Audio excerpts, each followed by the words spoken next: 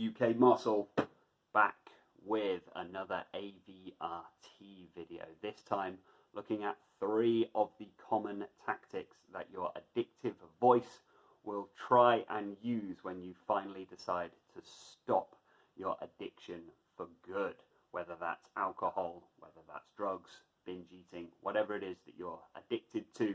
The moment you try to stop, your addiction is going to have a lot to say about it, and will have a lot of objections. And there are very common patterns that we see, very similar stories that people report when they say, right, that's it, I'm not gonna drink again, not gonna use again. The addictive voice seems to be very similar in many different people. So I've got 3 very common ones here, and let's see if your addictive voice has ever tried any of these. And you can say to yourself right now, I will never drink again, and I will never change my mind. And just open your mind up to what your addiction tries to say about that. And you let me know in the comments if your addictive voice tried one of the 3 things that I'm about to describe here. If you are new to AVRT, it stands for Addictive Voice Recognition Technique, and it's all laid out in the book Rational Recovery, The New Cure for Substance Addiction, which is written by Jack Trimpey. I'll put the link in the description. And I made a video as well detailing the precise method and what I've understood from reading the book, just laying out a little bit more about my background and my story as well. But just in brief, I was an alcoholic for 10 years, really struggled with it. It almost killed me. It was as bad as it gets. I was very hopeless with it, tried to recover through the various traditional recovery methods, but it wasn't until I read Rational Recovery that I really understood what was going on in my mind. So I've already done a video detailing in more detail, exactly what AVRT is, how it works, what's going on, the mechanisms and everything. I'd recommend checking that one out first if you are completely new to AVRT, or you could just watch this video through and you'll probably get an idea of how this works as we go. So, the addictive voice. The addictive voice characterized by any thought, feeling, idea, opinion or belief that supports the idea that you are going to drink again in future. Any thought, any feeling, any idea, any belief, any image, any emotion that supports the idea that you are going to drink again in the future, that is your addictive voice, which is good news because it's not you. It's not you, okay? It's your addiction, and start to create this separation. Start to create this separation between you, your rational self, your higher self, we could say. Let's not use that term, actually. Your more rational self, your thinking self, your reasonable self that wants what's best for you is separate to your addiction, to your addictive voice. Now, say to yourself, I will never drink again, and I will never change my mind. And I guarantee your addictive voice will say, you've said that before. It's the most common one. It's the most common one. And I think most people can relate to that, even if they're not addicts, even if they're not fully addicted to a substance. I think everybody's woken up with a hangover at some point and gone, never again, never again. Why do I do this to myself? I'm not going to do this again. But then somewhere in the back of their mind it goes, we'll see about that. It's important to note that this is your addictive voice talking. When you say, right, maybe you've woken up after another binge, maybe your health is declining to the point where it's looking like this is going to be fatal at some point. You wake up and you say, this has to stop. This has to stop. I need to stop drinking. I'm going to stop drinking. Your addictive voice will say, yeah, but you've said that before. You've said that before and you just carried on. Well, so what that you've said it before? So what that you've said it before? Well, I'm saying it again then, aren't I? I'm saying it again, and this time I'm going to get it. You have to have some confidence with this. if you think anyone who has ever successfully finished their addiction, at some point it must have been their last drink. Anyone who is securely abstinent, at some point it must have been their last drink or their last session of using the drug, whatever it is. So at some point it has to be the last time. And at some point you have to just draw a line under everything and say, no, this time I am going to get it. I am never going to drink again, and I am not going to change my mind. And now you understand what's happening with the addictive voice. The addictive voice can come in and say, yeah, well, you've said that before. But now you're using that. Because that's frustrating when that voice comes in. When the addictive voice comes in and says, oh, you've said that before. You go, oh, man, you know, the addiction's right. I have said that before. I did say that before, and I did go back to drinking. It's like the addiction's kind of building up a case against you. But you're always the one in control. You're the one in control, not your addiction. Your addiction can only try to convince you, but you're the one who's ultimately in control. So say to yourself again, I will never drink again, and I will never change my mind. And now you can really see, hear, feel the addictive voice saying, yes, but you've said that before. But now we can see what it's doing, because you've created this separation between you and the addictive voice. Whereas previously, you didn't know there was a separation. You thought that was your own rational mind. You thought your own rational mind was saying, but you've said that before. And then you get into this spiral. What am I going to do? What am I going to do? Start to create this separation, this distancing between you and your addictive voice. And don't get into a fight with your addictive voice. That is a big tip, a really, really big key, is not to get into a rational debate, because it's like trying to reason with an unreasonable child, or it's like trying to reason with an animal. That's not the area that it operates in. It sounds like it is. It comes to you sounding like it's being reasonable. So you say, I'm never going to drink again, I'm never going to change my mind, and your addictive voice will pretend to be reasonable and say, yeah, but you've said that before. It just doesn't work like that. It just doesn't. Once you've decided, then you've decided. And so what that you've said it before? It doesn't matter. Well, I'm saying it again then, aren't I? And this time I'm going to get it.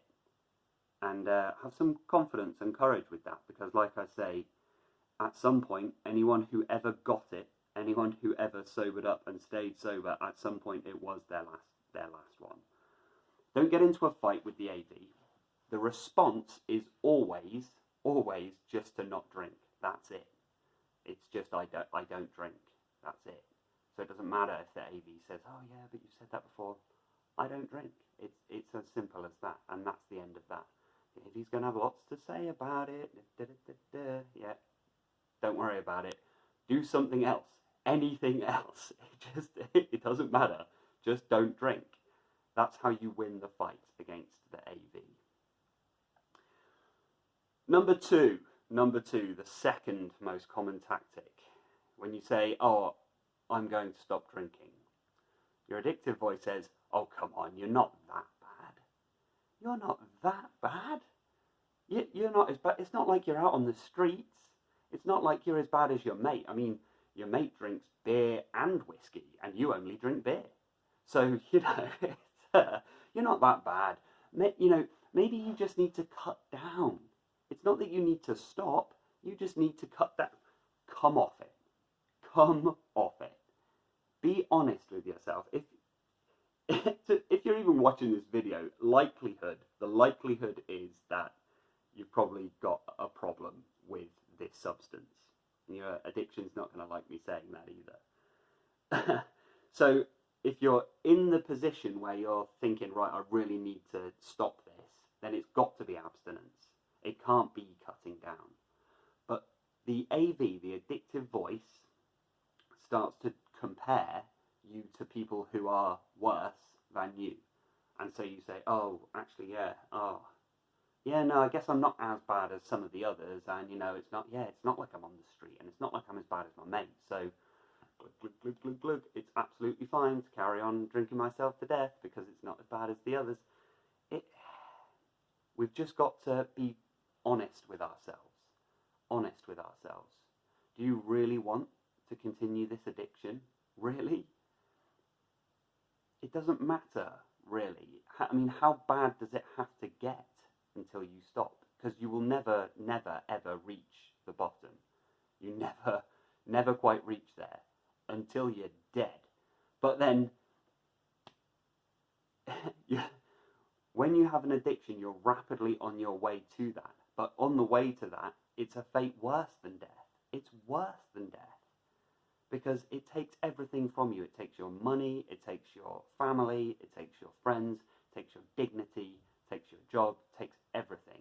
Everything. And it will take these things one by one in a torturous, slow, agonized way until you are dead. So don't let the addictive voice try and convince you it's not that bad. It is that bad. It is. And the sooner we can face that, the sooner we can start dealing with it. It can be quite painful to just face the truth of this. Yes, it's bad. Oh, it's bad. It's really bad. But the pain of the truth is far less pain than the pain of the addiction. The pain of the truth is less pain than the pain of the addiction. So you're going to feel pain one way or another. You might as well feel the pain in the direction that you want to go in, which is sobriety, health, happiness, vitality, joy, love, all of those good things. That's the direction that we want to go in. And it can be painful getting there. It's going to be painful going through withdrawal. Yes, it is. It's going to be painful admitting I shouldn't have been drinking at all anyway. That's going to be painful. It's going to be painful owning up to all of your mistakes. Sure, yes, it is. I've been through all of this. I continue to go through all of this. But it is minuscule, nothing compared to the pain of the addiction. The addiction is humiliating, agonizing, physically, mentally, emotionally, spiritually draining.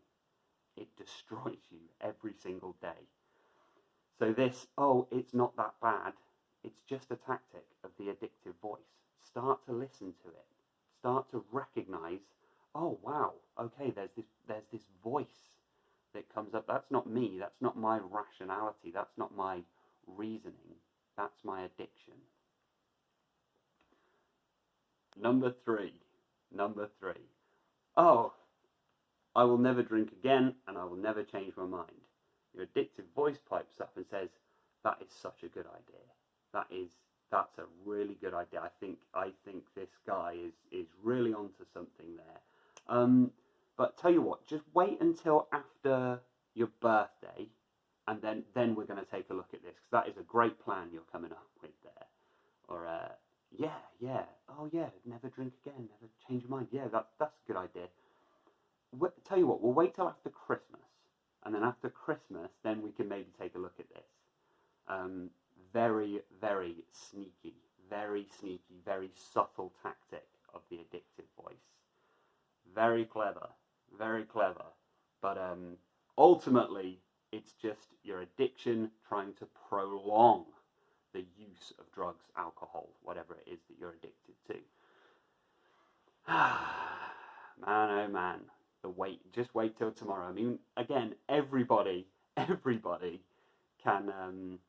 relate to this, because it's the same as, oh, I'm going to start a diet. I'll start on Monday though, because it never comes. That's the thing. That day never ever comes. There is only now. Right here, right now. It's the only time to make the decision, I will never drink again and I will never change my mind. Because tomorrow does never come. It quite literally never comes. It's only ever now. And wait till after your birthday. Yeah, and then after your birthday, it's going to be your mate's birthday, and then their mate's birthday, and then Christmas, and then that work do, and then that big social event, and it would be rude not to, and all of this addictive voice tactics. It's constant. The more you learn to identify when the addictive voice is speaking, the easier and smoother this process becomes. And boy, do you start to realize that some of these voices that have been in your head have not been you. That's everything I've got for you today, team. Thank you for watching. As always, don't forget to hit like and subscribe. And yeah, I'll catch you next time for some more AVRT practice. Take it easy, guys. You still have time.